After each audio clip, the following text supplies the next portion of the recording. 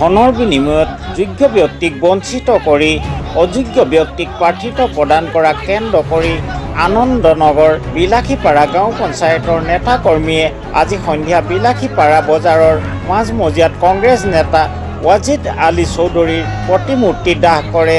শ্ৰী চৌধুৰীয়ে মোটা অংকৰ বিনিময়ত আনন্দনগৰ বঙালীপাৰা গাঁও পঞ্চায়তৰ সভাপতি দুৰ্নীতিৰ সম্ৰাট নুৰ ইছলামক প্ৰাৰ্থিত্ব প্ৰদান কৰে। এইবাৰ পঞ্চায়ত নিৰ্বাচনত আনন্দনগৰ বঙালীপাৰা গাঁও পঞ্চায়তৰ বাসীয়ে আশা কৰিছিল যে দুৰ্নীতিগ্ৰস্ত পঞ্চায়ত কংগ্ৰেছ দলৰ সভাপতি নুৰ ইছলাম বিপৰীতে ভাল এজন সভাপতি নিৰ্বাচিত কৰিব। সেই আস্থাৰেই কেইবাগৰাকী ব্যক্তিয়ে পঞ্চায়তখনত প্ৰাৰ্থিত্ব প্ৰত্যাশী ৰূপে অৱতীৰ্ণ হৈছিল। কিন্তু কংগ্ৰেছ দলে নীতি নিয়ম পৰিহাৰ কৰি 12 লাখ টকাৰ বিনিময়ত টিকেট বিক্ৰী কৰাৰ অভিযোগ উঠিছে। কংগ্ৰেছৰ এনে কাণ্ডত পঞ্চায়তবাসী ৰাইজে ক্ষোভিত হৈ বিভিন্ন শ্লোগানেৰে আকাশ পাতাল উত্তাল কৰি তোলাৰ লগতে ৱাজিদ আলী চৌধুৰীৰ প্ৰতিমূৰ্তি দাহ কৰে আৰু পুনৰ বিবেচনা কৰি যোগ্য ব্যক্তিক প্ৰাৰ্থিত্ব প্ৰদান কৰাৰ দাবী জনাই প্ৰতিবাদকাৰীসকলে।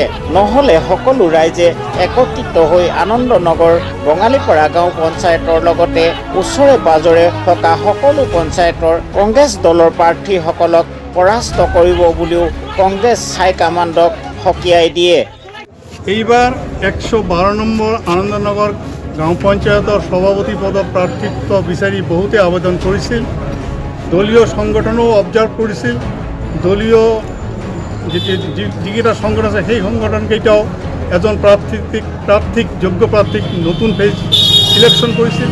কিন্তু আমি বিশ্বস্ত সূত্ৰে জানিবলৈ পাইছোঁ যে ৱাজিদ আলী চৌধুৰীয়ে টকাৰ বিনিময়ত কেলেংকাৰীত জড়িত থকা বিগত 10টা বছৰত প্ৰেছিডেণ্ট থকা ব্যক্তিক নুৰুল ইছলামক জোনাই প্ৰাৰ্থিত্ব দিয়াৰ কাৰণে সংগঠনক প্ৰেছাৰ দিছে যে হাৰক জিকক নুৰুল ইছলামক দিব লাগে।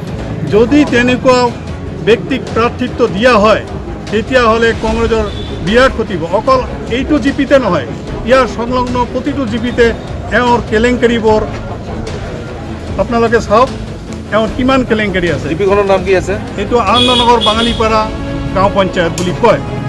কিন্তু এই গাঁও পঞ্চায়তৰ এইজন সভাপতি 10টা বছৰ সভাপতিত্ব কৰিছে এওঁ আৰু এওঁ মিছেছে। এওঁৰ মিছেছ আজিৰ দিনতো গুৱাহাটী হাইকোৰ্টৰ আওতাত কেছৰ তলত পৰি আছে। এতিয়াও তেওঁ দোষী, তেওঁৰ কেছটো এতিয়াও চলি আছে। এইটো আদালতে বিচাৰি তেওঁ দোষী সাব্যস্ত হয়নে নহয়। কিন্তু কংগ্ৰেছৰ কিবা আছে নেকি? আমি কংগ্ৰেছৰ সাধাৰণ কৰ্মী, কংগ্ৰেছক ভাল পাই কংগ্ৰেছমুখী হৈছিলোঁ। আমি UDFৰ মানুহ আছিলোঁ, কিন্তু এতিয়া আমি UDF নকৰোঁ। UDF যিহেতু UDF ব্যৱসায়িক দল, সাম্প্ৰদায়িক দল, তেনেকুৱা দলত আমাৰ মানুহ নাথাকিব। আমাৰ মানুহ কংগ্ৰেছমুখী হৈছে।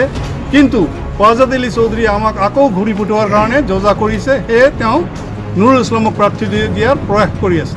বাঙালীপাৰা আনন্দনগৰ বাঙালীপাৰা গাঁও পঞ্চায়তৰ যিটো টিকেট চিলেকশ্যনৰ জিবি প্ৰেচিডেণ্টৰ যিটো টিকেট দিয়াৰ কথা আছিলে, ইয়াত পইচাৰ খেল হৈছে 15-20 লাখ টকাৰ খেল, যিটো ৱাজিদ চৌধুৰীয়ে কমপ্লিট লিড কৰি আছে। আৰু এই পইচাৰ লেনদেনৰ কাৰণে আজি কংগ্ৰেছৰ এই অৱস্থা। আমাৰ সকলোৰে এটাই দাবী যে পইচাৰ ক্ষেত্ৰত ইহঁতে যোগ্য প্ৰাৰ্থী আৰু অযোগ্য প্ৰাৰ্থী চিনি নাপায়। পইচা লৈ কিনে অযোগ্য ব্যক্তিক টিকেট দিয়ে।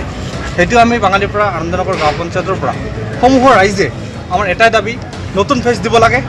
যদি নিদিয়ে কংগ্ৰেছে দল ত্যাগ কৰিব আৰু যিজনক টিকেট দিব সেইজনক কেতিয়াও নিজিকায়। যেনেবাকৈ হয় আমি হেৰাম, সেইটো 100%। বিলাসীপাৰাৰ পৰা ফৰিছুদ্দিন আহমেদৰ ৰিপৰ্ট, পাব্লিক নিউজ টাইম।